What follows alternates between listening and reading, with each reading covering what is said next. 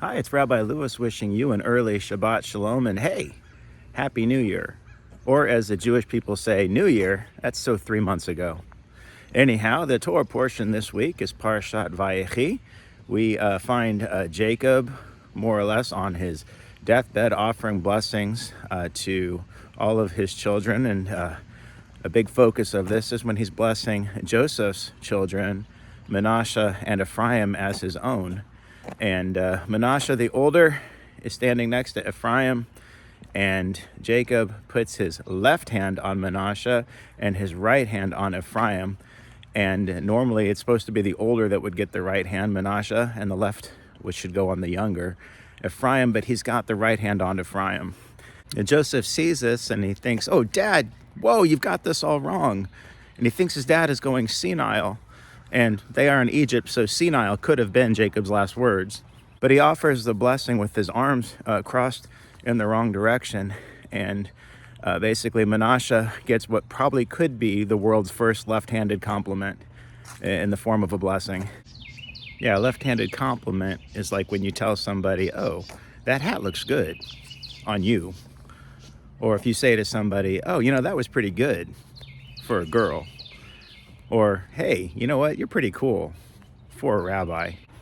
At the end of the day, a left-handed compliment is an insult meant to cut, right? Meant to deride, to bring somebody down when they may actually be feeling pretty good about themselves and their accomplishment.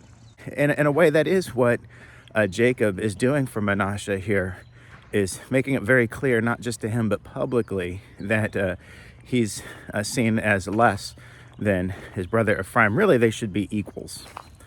And when we put people down and we say something that's derisive, and especially when we dress it up as something that is sounding like a compliment, like, oh, that looks good on you, or, not bad for a girl, or anything like that, we actually can cause harm emotionally.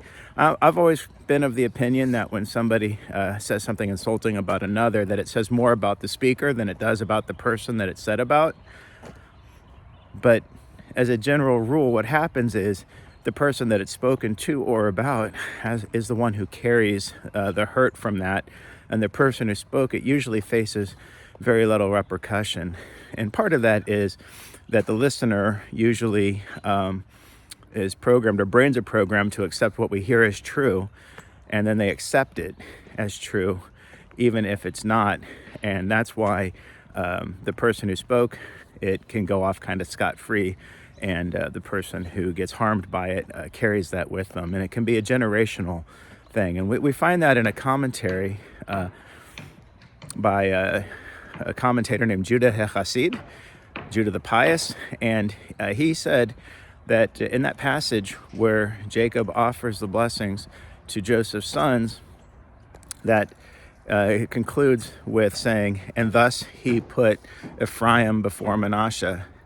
And normally we think that putting Ephraim before Manasseh, the he there is Jacob, but Judah HaChassid said that it was Moses who did it. So he's essentially saying, flash forward later in this book, we're going to find that Moses follows suit, following Jacob's example when they're dividing up the territorial lands for the tribes.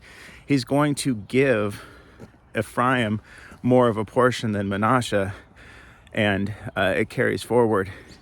And that just demonstrates the long-lasting effect that can happen when we are treating people in a way that is less than what they are deserving of. So I think it's a really important lesson for us to consider.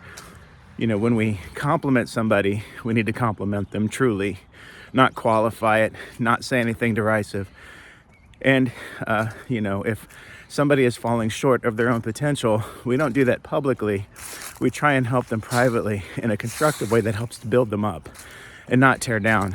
Because when we tear down, when we insult, when we are insincere, we actually can cause harm that stays with them for many years. So anyhow, some thoughts on PARASHAT VAYECHI. Again, Happy New Year, and I wish you all a Shabbat Shalom.